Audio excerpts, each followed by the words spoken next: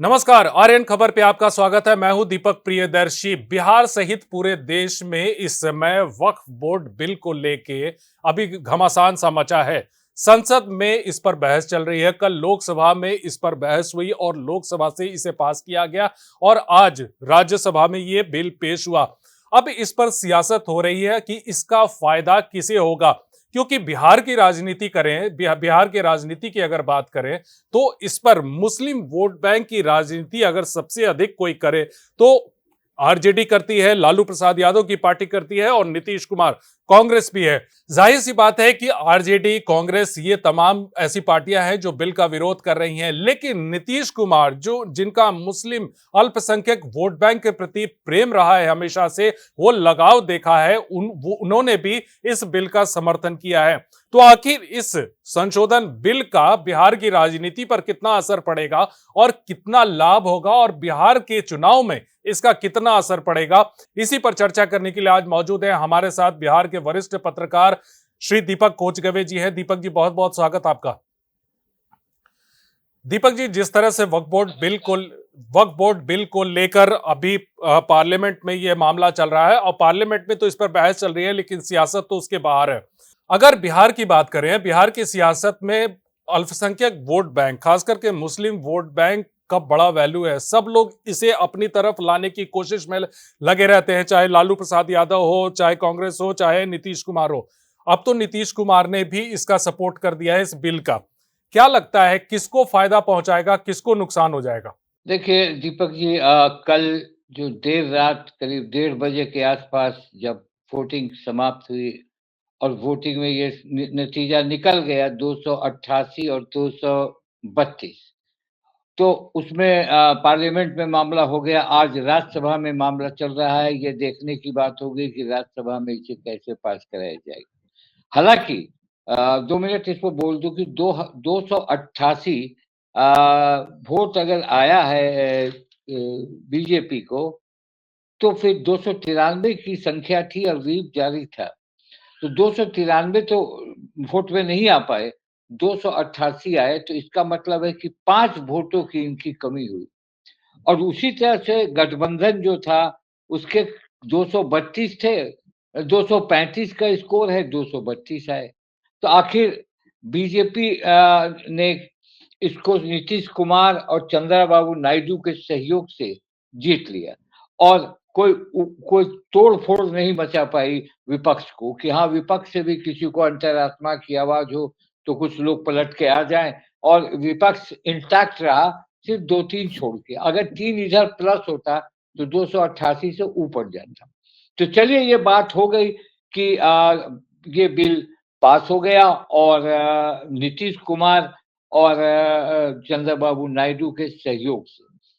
चिराग पासवान भी थे, मांझी भी थे, मगर मेन मेन जो फोर्स थे ये 2 थे। अब सवाल ये उठता है कि नीतीश कुमार के उधर जाने का बहुत दुःख है मुस्लिमों में। मुस्लिमों ने में दुःख भी है और थोड़ा गुस्सा भी है।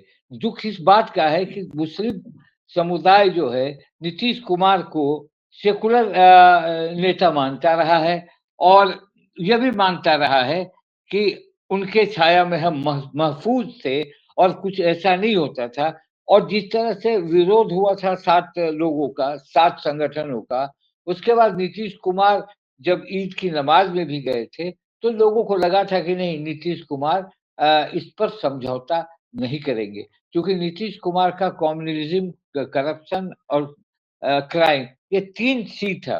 तो एक सी डगमगा सा गया और उसमें ऐसा लग रहा है कि लोगों ने बार-बार ये कह रहे हैं कि लोगों ने नीतीश कुमार अगर हम लोग को सपोर्ट करते, तो ये बिल पास नहीं होता। ये बिल अगर नीतीश कुमार सपोर्ट उनकी ही पार्टी के मुस्लिम नेताओं ने इसका विरोध किया दीपक जी। अशफाक करीम ने, गुलाम रसूल बलियावी ने इस पर कहा कि यह बिल नहीं होना चाहिए था, इसका विरोध होना चाहिए था। हाँ, तो अब सवाल उठता है, लालू प्रसाद यादव हैं, कांग्रेस है, और अब मुसलमान वोटरों का बिहार के 25 के चुनाव में क्या होगा? देखिए दीपक जी, मैं एक बात बताता हूँ। कुछ ऐसे कुछ मुस्लिम का एक वर्ग ऐसा भी है जो इस वक्फ बोर्ड के इस संशोधन बिल का स्वागत भी किया है। जिसमें पसमादा आते हैं, और पसमादा का वोट जो अति पिछड़े मुस्लिम है, वो पहले भी नीतीश कुमार को सपोर्ट करते रहे हैं, और जिसमें आपको याद होगा अली अनवर को इसी एवज में 2 बार राज्यसभा भी भेजा गया था। मगर ये मसला पूरे देश का हो गया। इसमें क्या हो गया कि हर मुस्लिम ये समझने लगा कि उनकी जो संपत्ति है, उनका जो हक है, वो छीना जाएगा। तो ये कहीं न कहीं गुस्से वाली भी बात आ गई, और जो चुनाव हो, अब देखिए दलों में लालू प्रसाद यादव और हो या कांग्रेस हो या अब प्रशांत किशोर को भी ले सकते हैं अब इसमें। तो प्रशांत किशोर ने मुस्लिमों की आवाज में बात की है, लालू तो हमेशा से बात किए, लालू ने कभी भी कम्युनलिज्म से समझौता नहीं किया, लगातार लड़ते रहे। कांग्रेस नहीं, जो कि खोया हुआ उनका वोट था भागलपुर दंगे के बाद, कांग्रेस चाहने लगी कि किसी तरह मुस्लिम मेरे तरह टर्न हो, उसकी कवायद कांग्रेस भी कर रही है। मगर मुझे जो लगता है इस चुनाव में, देखिए आपको मैं एक छोटा-सा आंकड़ा बताता हूँ। 243 विधानसभा सीट है, जिसमें 15 में जब नीतीश कुमार और लालू यादव मिलकर चुनाव लड़े थे, उस समय बीजेपी को 8% मुस्लिमों ने वोट दिया था 15 में, और उसके अलावा 20 में आइए, तो 20 में एनडीए को जब नीतीश कुमार और जेडीयू नीतीश कुमार और भाजपा एक साथ थी, तो 5% वोट आया था, और महागठबंधन को आया था 76% मुस्लिमों का वोट। मगर अब जो 2024 में जो पार्लियामेंट का चुनाव हुआ, उसमें 12% वोट आया था एनडीए को, और महागठबंधन को आया था 87%। तो कहीं न कहीं मुस्लिमों का जो रुझान था, और रुझान तो महागठबंधन की ओर था, जो सेकुलरिज़्म की बात कर रहा था, कड़क के उसके तरफ था।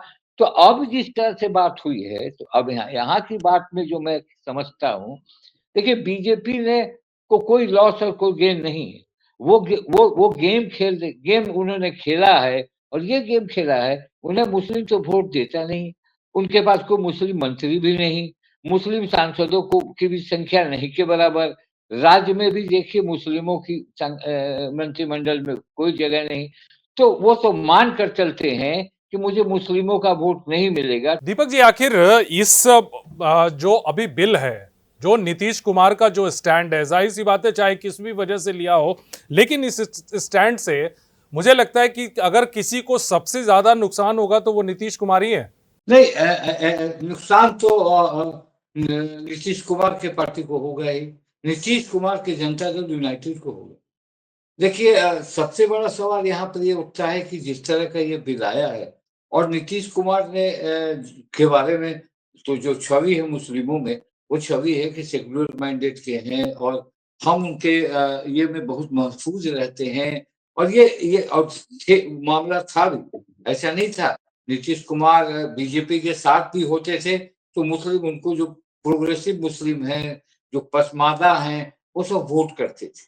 मगर ये जो प्रकरण हुआ है, इससे मुस्लिम संगठनों में थोड़ी थोड़ी नहीं, बहुत ही नाराज़गी है, और बीजेपी के बारे में तो मुस्लिम मानता है कि उनको वो मेरे हितकर नहीं है। मगर नीतीश कुमार के बारे में लालू प्रसाद और नीतीश कुमार 2 ही ऐसे चेहरे हैं बिहार में, जिसे सेकुलर चेहरा माना जाता है, और नीतीश कुमार के बारे में ये प्रचलित है कि वो को कम्युनिज़्म, क्राइम और इस करप्शन से समझौता नहीं करते। ये उनके पार्टी का मैनिफेस्टो भी है। तो अब ये सवाल उठता है, जो हमने तो आपको अभी बताया भी कि कितना परसेंट वोट है, वो तो आपको बता भी दिया हमने आपको। तो अब जो चुनाव का माहौल है, देखिए अब इसमें ये जो विपक्ष है, इंक्लूडिंग प्रशांत किशोर, ओवैसी, लालू प्रसाद, लालू प्रसाद तो बहुत ही बीमार है, और लालू प्रसाद और कांग्रेस, ये चीज अगर मिल जाता है, तो देखिए हालांकि बीजेपी ने नीतीश के कहने पर एक कार्ड ऐसा खेला कि गरीब मुस्लिमों के कल्याण के लिए, वो कह रहे हैं कि गरीब मुस्लिमों के कल्याण के लिए बिल लाया गया है, और बिहार में बड़ी संख्या में गरीब मुस्लिम है। महिलाओं को भी इसमें सदस्य बनाया गया है। तो कहीं न कहीं ये देखने वाली बात होगी कि आगे आने वाले दिनों में मुस्लिम संगठन क्या करते हैं। देखिए, मुस्लिम संगठनों में बड़ी नाराजगी है। आपने देखा इमारत सरिया पे ने क्या कहा, ये उम्मीद नहीं थी, अब हम लड़ेंगे, सड़क पर भी आ सकते हैं। तो ये सारी चीजें देखने वाली बात है। यहाँ तक आपको याद होगा कि किसान बिल जब आया था, तो किसान बिल का कितना विरोध हुआ था। सरकार को अंत में उस बिल को वापस जी लेना पड़ा था। जी दीपक तो जी ये सारी दीपक जी चीजें हैं। दीपक जी, आपने लालू यादव की चर्चा की और लालू यादव के बारे में यह कहा जाता है कि वो आपदा में भी अवसर ढूंढ लेते हैं और उसके वो माहिर खिलाड़ी हैं। तो ऐसे में इस बिल को लेकर इसका कितना राजनीतिक लाभ जो है वो इस समय आरजेडी उठा पाएगी, तेजस्वी उठा पाएंगे? देखिए, तेजस्वी जो तेजस्वी का तो वो वोट बैंक ही कहते हैं, मुस्लिम और यादव, MY। तो मुस्लिम और यादव का जो वोट बैंक है, आपने देखा होगा कि जिस तरह से सीमांचल के क्षेत्रों में ये मिथक टूटा था इनका, जब ओबीसी आ गए थे। ये मिथक टूटा था। ऐसा नहीं है कि तेजस्वी यादव का वो एकदम ब्रांडेड ये है। इन दिनों जिस तरह की पॉलिटिक्स हो रही है, तेजस्वी यादव के को लेकर जहानाबाद में, बेलागंज में भी टूटा था। तो मेरा ये कहना है कि मुस्लिम भी ये बात मानती है कि हमारा उपयोग हो रहा है, मेरा यूज हो रहा है, हमारा अपना कोई अस्तित्व नहीं है। हो सकता है इस दौरान ओबीसी भी आ जाए बिहार में मुस्लिमों को। तो मगर ये सवाल मसला है नहीं। मसला ये है कि आप बीजेपी को हराएंगे कैसे। अगर ओबीसी आएंगे तो वो तो सिर्फ मुस्लिम वोट को लेकर जाएंगे, मगर आप बीजेपी को हराने की रणनीति कैसे तय करेंगे। तो देखिए, दो तीन चीज है दीपक जी।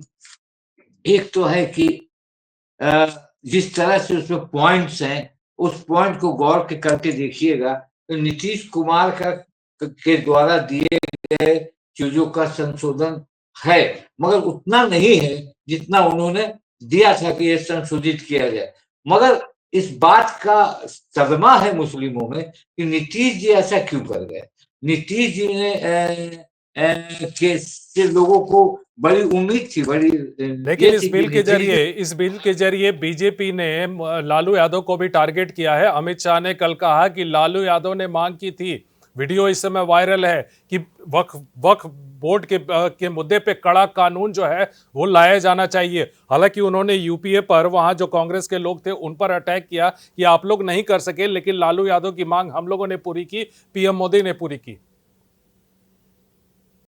देखिए, लालू यादव वाली वो फुटेज जो पार्लियामेंट की थी, उसको कल दिखाया गया, जिसमें लालू यादव ने भी जो कहा, उसको लेकर उन्होंने तो एक पॉलिटिकल गेम खेला कि हमने लालू जी की बात मान ली और हमने ये काम कर दिया। उस हिसाब से देखिए, ऐसे फुटेज तो कल हम कुछ बोल रहे हैं और आज कुछ बोल रहे हैं, वो दोनों फुटेज चल रहा है। दोनों फुटेज चल रहा है। आप देखते होंगे सोशल मीडिया में और मीडिया में कि कल मैं कह रहा था कि फला चोर है, आज मैं कह रहा हूं कि महान है। उसकी कोई तुलना नहीं है। मुस्लिम समुदाय को भी एक मजबूत आधार चाहिए कि वो जो बीजेपी से उनका मुकाबला कर सके। और ये बात मानकर चलिए कि मुस्लिम किसी भी हाल में बीजेपी के साथ नहीं जाएगी, कभी भी नहीं। और ये बात मोदी और नरेंद्र मोदी और अमित शाह जानते हैं, इसलिए उन्होंने ये एक कार्ड खेला है। एक आखिरी देखिए, प्रश्न आपको बता रहे हैं एक आखिरी कि प्रश्न तीन दीपक जी। तलाक, एक मिनट दीपक जी, लास्ट, तीन तलाक जब ये हुआ था, उसके बाद जब तीन तलाक, CAA 370, उसके बाद बिहार का चुनाव हुआ था लोकसभा का, जब तो उसमें 12% मुस्लिमों ने एनडीए को दिया था। एनडीए को मतलब नीतीश कुमार को दिया था, भाजपा को नहीं दिया था। तो ये सारी बातें हैं। आने वाले दिनों में आपको मैंने एक बताया है आखिरी कि प्रश्न कितने दीपक जी, कितने चूंकि आने परसेंटेज वाले आ दिनों रहा है। किससे जुड़ा है, एक आखिरी प्रश्न ये है कि बिहार में, ठीक है अभी यहाँ पे हिंदू और मुस्लिम तमाम ये मुद्दे चल रहे हैं, लेकिन बिहार में कास्ट पॉलिटिक्स होती है, बिहार में जो भी राजनीति होती है, चुनाव होते हैं, खास करके विधानसभा के चुनाव होते हैं, ये पूरी तरह से जातिगत आधार पे होते हैं। तो आपको लगता है कि आप कितना भी मुस्लिम वक्फ बोर्ड और तमाम ऐसी चीजें कर लें, लेकिन मुद्दा जब आएगा, चुनाव जब आएगा, तो वैसे ही वो कास्ट आएगा, उसमें आएगा कि राजपूत भूमियार कितने, कोई कुर्मी कोयरी कितने, यादव कितने, तो ये तमाम चीजें आएंगी और उसी बेसिस पे चुनाव लड़ा जाएगा। देखिए, आपने ठीक कहा। ये जातीय कल का एक छोटा सा उदाहरण मैं देता हूं। कल जो वोटिंग हुई, तो जो महागठबंधन की वोटिंग हुई, उसमें कहाँ कोई हिंदू परत कर इधर चला आया और कहाँ उधर से ये मामला आया। तो ये सब चीज जो है इस वोट पर बहुत असर नहीं डालती है। मगर हाँ, इतना जरूर है कि बिहार में जब चुनाव होगा तो जातीय जनगणना के आधार पर ही ना 17.70% मुस्लिम वोटर्स हैं।